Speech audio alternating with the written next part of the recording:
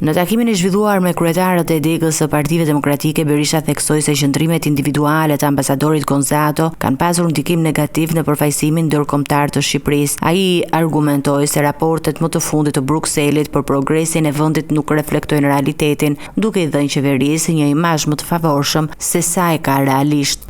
E vërteta është se ne kemi qëndruar kundër narkoshtetit. Partia Demokratike ka qëndruar. Por duhet të them këtu se ky nuk zbriti nga qielli. Natyrisht që Edi Rama promotor, po Edi Rama u mbështet dhe vazhdon të mbështetet për narkoshtetin e tij, për gëzime të mëdha, për luftën e jashtëzakonshme që po bëri drogës. Unë e shifja që ai ishte shkatrimi i vendit. E takova dhe i thash: ambasador, kjo që bëre ti është mbështetje për vendosjen në Shqipëri të narkoshtetit. Kanë arrestuar, zakonisht kapën 10%, kanë arrestuar 720 skafist dhe ushtria e kanabisëve bashkë me kumbarët e tyre.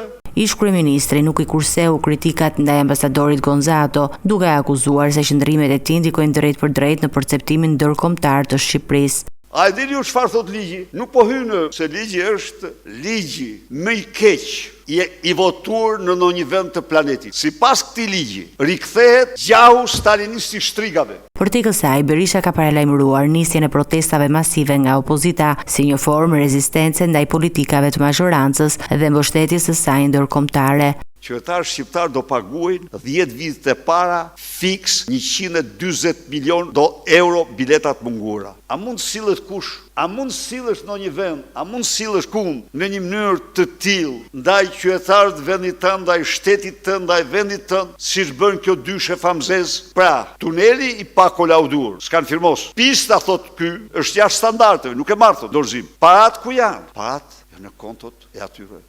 Përveç këtyre, ish kryeministri kërkoi nisjen e një analize të brendshme për humbjen e zgjedhjeve të 11 majit. Ai kërkoi nga kryetarët e degëve të Partisë Demokratike të identifikojnë përgjegjësit brenda partisë për rezultatet elektorale, duke theksuar se humbja nuk mund t'i atribuohet vetëm masakrës elektorale që sipas tij kryen mazhoranca socialiste.